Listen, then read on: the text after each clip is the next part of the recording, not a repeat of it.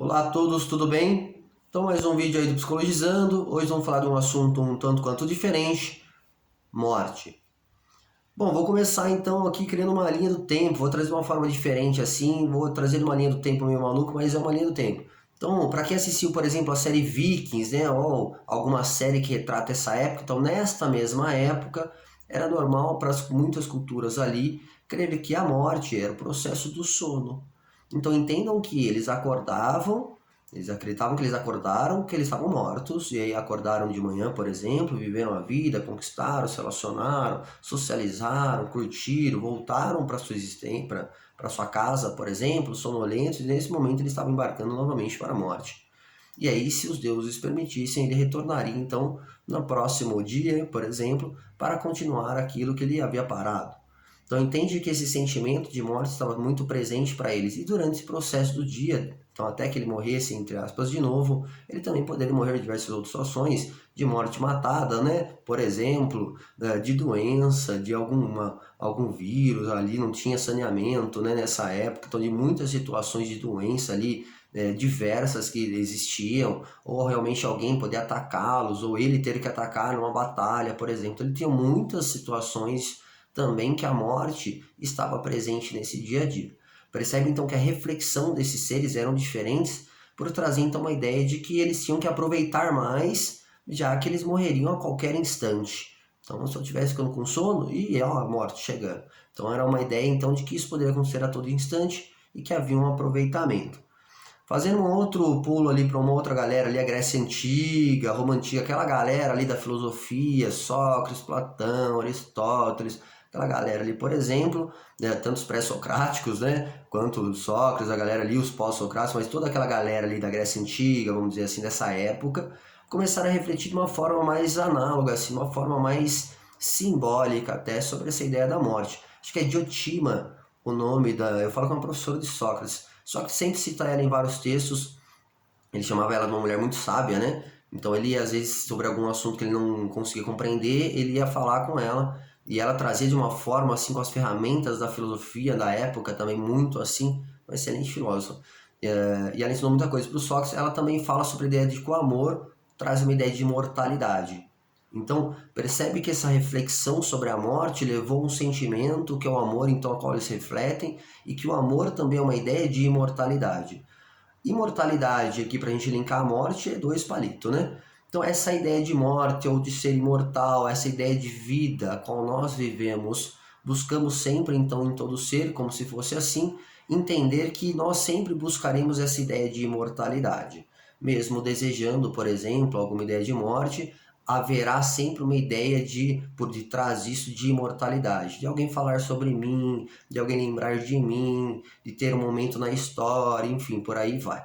Quando se fala do amor, essa filósofa com o Sócrates, por exemplo, ela fala até da questão animal, ela fala que o bicho também traz essa ideia por querer proteger, então, seus filhos, né, por amar aquilo, então, proteger aquilo que ele ama, porque aquilo que ele ama se tornará parte dessa imortalidade dele.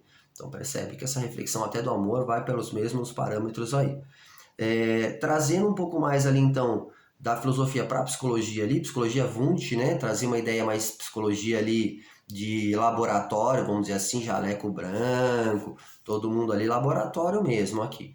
Aí vem Freud, começa a criar aqui a psicoanálise, né? Depois mais conhecida como psicanálise, né? Um outro campo, um outro cenário, né? Aqui mais aconchegante, vamos dizer assim, não tão frio quanto um laboratório.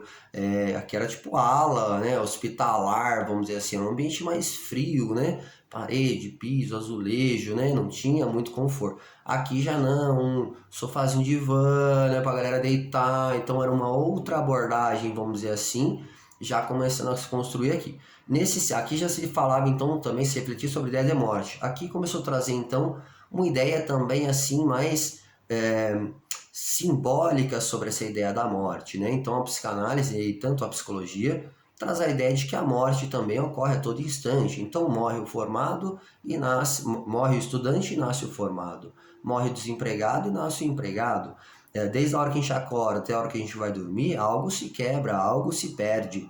Então, durante esse processo, essa existência de morte também está presente a todo instante, a todo momento. Só para fechar uma ideia, mas nessa mais contemporaneidade, né, se traz essa ideia dessa morte muito longínqua, né, e portanto se projeta muita coisa no amanhã e se sofre no hoje por não encontrar esse algo do amanhã. Então não se aproveita o hoje, não se constrói no hoje, porque talvez, quem sabe, no amanhã conseguirei. Percebe que esse sentimento é o que se transforma na ansiedade, nos transtornos da linha ansiosa, por exemplo, e também da linha depressiva. Então é importante saber compreender então esse limiar aqui, essas buscas do agora, entendeu? Para a gente poder amenizar um pouco esse sentimento, saber lidar então com essa situação. Percebe que todas essas linhas trazem então que no âmago do ser, no nosso instinto animal, nosso instinto de espécie, de bicho, nós teremos esta busca desta imortalidade, desta busca de que nós sabemos que a morte pode acontecer em qualquer instante, e por isso, então, segundo a Diotima, se não me engano é o nome, a filósofa, então, que ensinou Sócrates, fala, então, que devemos viver, então, sabendo também aproveitar e conquistar este agora. Olha só, uma bela filósofa aí, trazendo uma bela opinião, um belo pensamento sobre como, então, devemos existir. Eu gosto de fazer algumas brincadeiras, alguns pensamentos, gosto de trazer algumas reflexões, e considerando também que eu sou um psicólogo que segue essa senhorinha aqui, né, a Melanie Klein, que fala também da construção e destruição muito na existência psicanalítica aí, enfim. Então gosto também de refletir sobre alguns assuntos, e vou trazer alguns pensamentos aqui, se me permite, também sobre esse tema, então.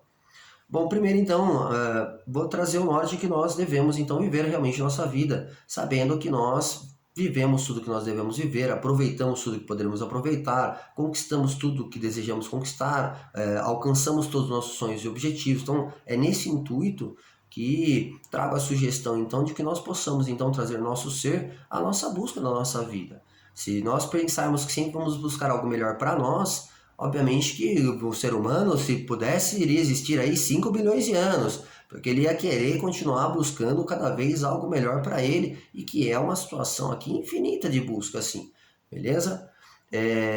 Um outro ponto, costumo falar tanto de maneira, vamos falar assim, alma e espírito, ou de uma maneira religiosa, quanto uma maneira científica de falar, por exemplo, que o corpo se esvai e se transforma em célula, por exemplo, seja em qualquer situação, sempre há uma ideia de que, de fato, essa imagem sobre esse ser, seja então não em corpo, mas em algum outro sentido, se transforma também em imortal, né? Então devemos entender que sempre há esse sentimento, sempre há de fato, essa imortalidade naquilo que se foi deixado, naquilo que se foi falado, que se foi ensinado, naquilo que se foi vivenciado. Então tudo isso traz uma ideia também de que irá permanecer de alguma forma nessa existência, um pensamento muito bonito, né?